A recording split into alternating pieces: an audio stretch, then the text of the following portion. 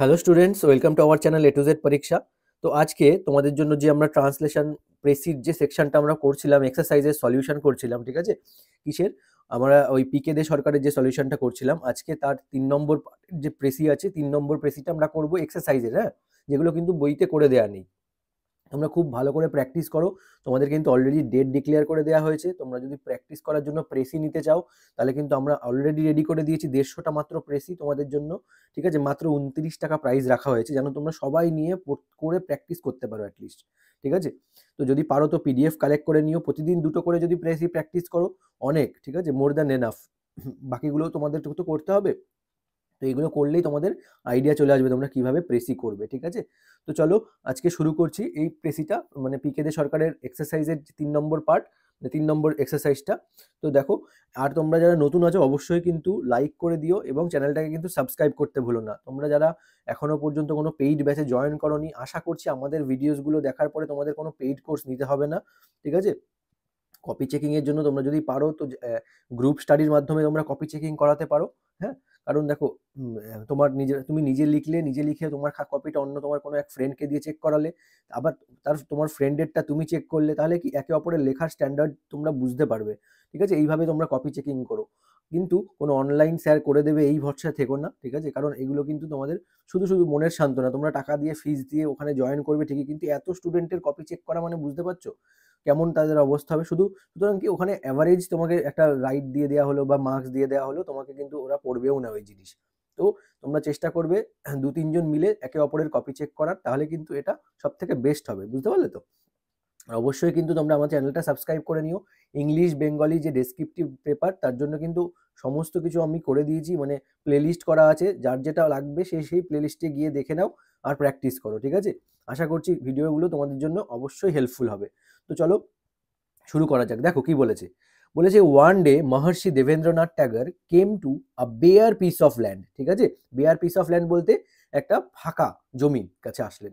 মানে কি, কে আসলেন? দেখো, মহর্ষি দেবেন্দ্রনাথ ট্যাগর, তাই তো?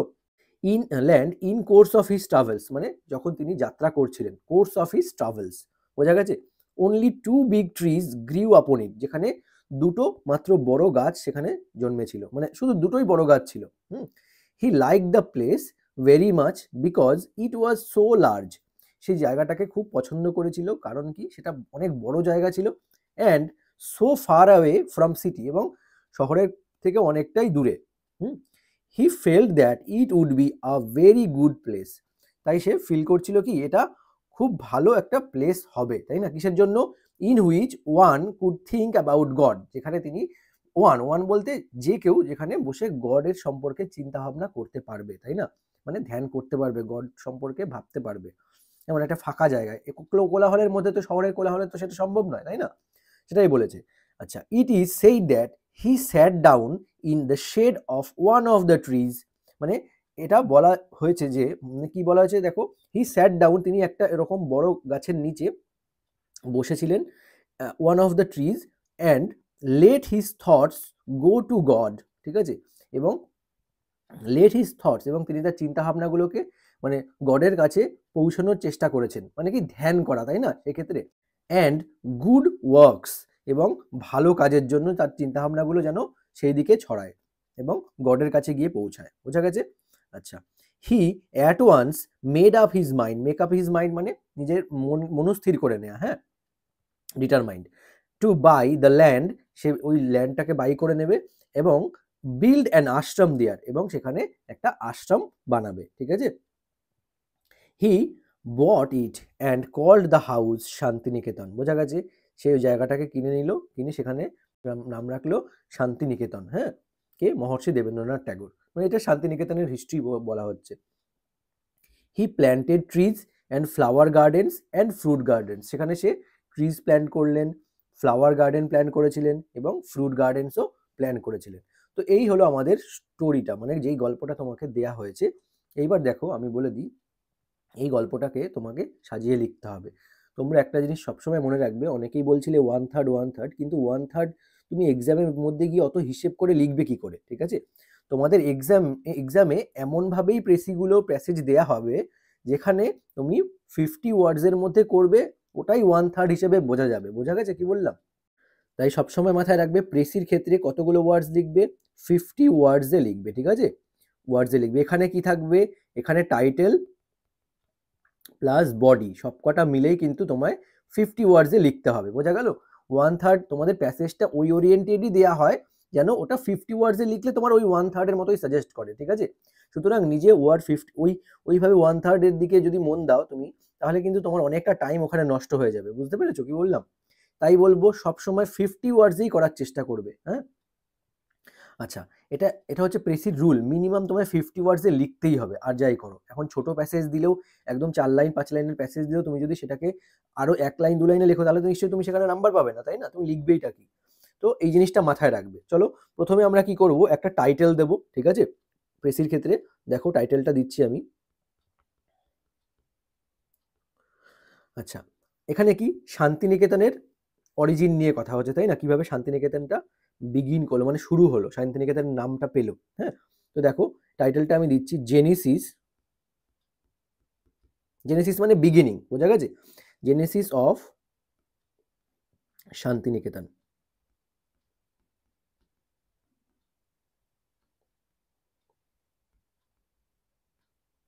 জেনেসিস অফ শান্তিনিকেতন, হ্যাঁ। তো এইটা হলো আমাদের প্রেসিড টাইটেল। জেনেসিসের অর্থ কি, জেনেসিসের অর্থ কি মনে রাখবে, জেনেসিস মানে বিগিনিং, হ্যাঁ, বোঝা গেছে, বিগিনিং মানে শুরু। এটা ভালো শব্দ যদি ইউজ করো সেটা হলো জেনেসিস। আচ্ছা, এটা গেল আমাদের টাইটেল। এইবার আমরা কি করব, এই প্যাসেজটাকে কি করব, আমরা প্রেসির আকারে লিখব 50 ওয়ার্ডসের মধ্যে, রাইট। তো দেখো প্রথমে এইটা কি করলো, সেই সম্বন্ধে তোমাকে সিম্পল সেন্টেন্সে সুন্দর করে ভেঙে নিয়ে লিখতে হবে, হ্যাঁ।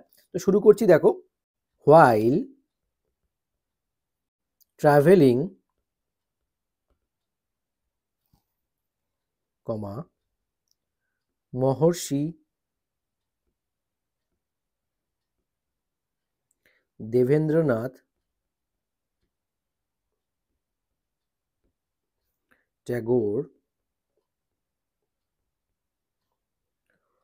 discovered a barren, ঠিক আছে, barren মানে খালি, ল্যান্ড ফাঁকা, হ্যাঁ, with 2 trees,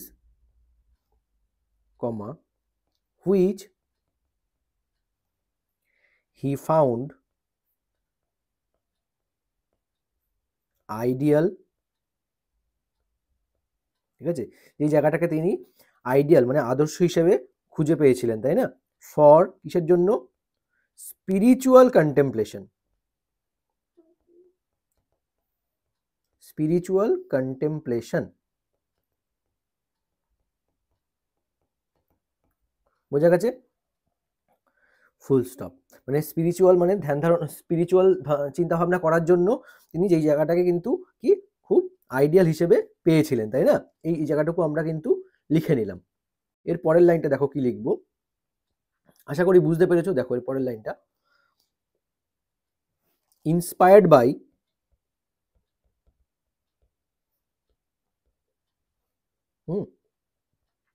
ইটস সেরিনিটি, সেরিনিটি বলতে কামনেস, হ্যাঁ, মানে শান্তি, পবিত্রতা যাকে বলে, অ্যান্ড রিমোটনেস,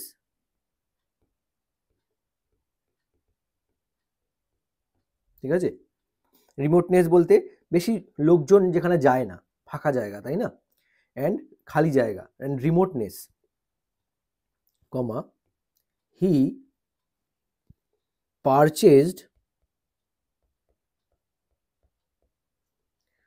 দ্য ল্যান্ড, হ্যাঁ, তারপর সে কি করলো, সেই ল্যান্ডটা পারচেজ করে নিলেন। আচ্ছা, এবার কি হলো, named it Santiniketan,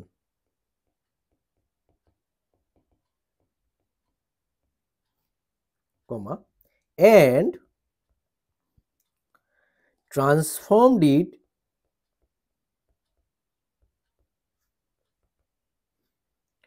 into an ashram, তাই না, বাই প্ল্যান্টিং ট্রিজ, ঠিক আছে, comma flower garden and fruit অর্চার্ডস,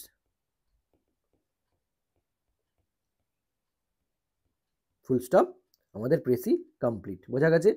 এইবার এইটা কিন্তু আমি লিখে দিয়েছি মোটামুটি 50 ওয়ার্ডসের মতো আইডিয়া করে, ঠিক আছে? তোমরা কাউন্ট করে নিও, হ্যাঁ, কতগুলো ওয়ার্ডস এখানে আছে।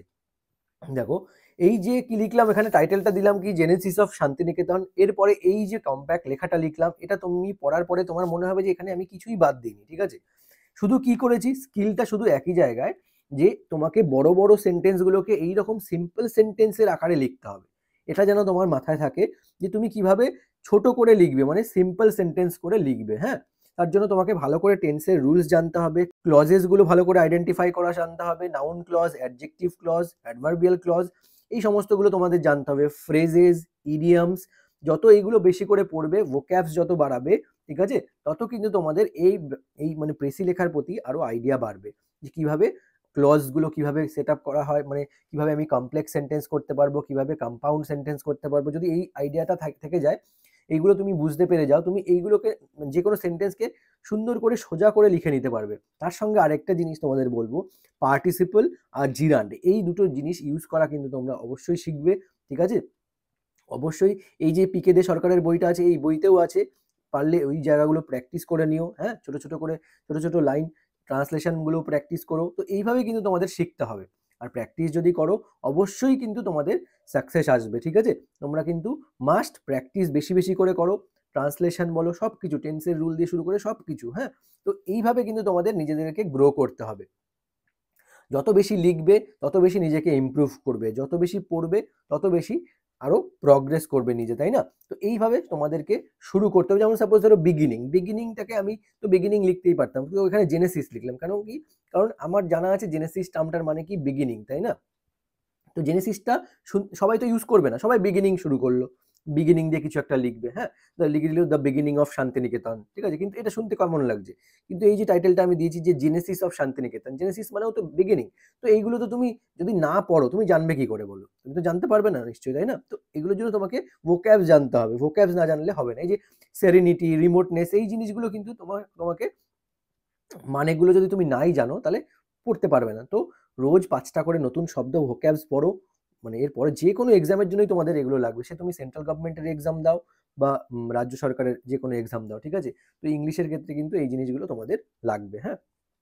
আর ইংলিশ না জানলে তো আর তুমি অন্য কিছু যতই পড়ো, তোমাকে যে কোনো জায়গাতে ইংলিশটাই তোমায় অ্যাপ্লাই করতে হবে, ঠিক আছে? তো এই জিনিসগুলো কিন্তু তোমাকে অবশ্যই পড়তে হবে, রোজ ডেলি বেসিসে প্র্যাকটিস করতে হবে। আমি তোমাদের জন্য 250টা মতো ট্রান্সলেশন বানিয়ে দিয়েছি, ওগুলো যদি প্র্যাকটিস করো, ও প্র্যাকটিস করলেই তো তোমার বঙ্গানুবাদ ট্রান্সলেশন দুটো হয়ে যাচ্ছে, তাই না? এই যে প্রেসি বানিয়ে দিয়েছি, প্রেসি নিয়ে প্র্যাকটিস করো, দেখো কিভাবে সাজানো হয়। যত প্র্যাকটিস করবে, জিনিসগুলোকে ধরে ধরে বুঝবে, তত দেখবে তোমাদের কি হবে, আরো বেশি হেল্প হবে এক্সামে এই জিনিসগুলোকে পড়েই ঝট করে বুঝে যাওয়ার, তাই না? তো আজকে আশা করি তোমরা বুঝতে পেরেছো, তোমরা অবশ্যই পড়ে জানিও কেমন লাগলো, এবং তোমাদের মতো করে সাজিয়ে তোমরা কিন্তু লিখে কমেন্টে জানাতে পারো, হ্যাঁ। তো আজকের মতো এই পর্যন্ত এখানেই শেষ করছি, আবার দেখা হচ্ছে তোমাদের সঙ্গে নেক্সট ক্লাসে। Thank you so much for watching this video.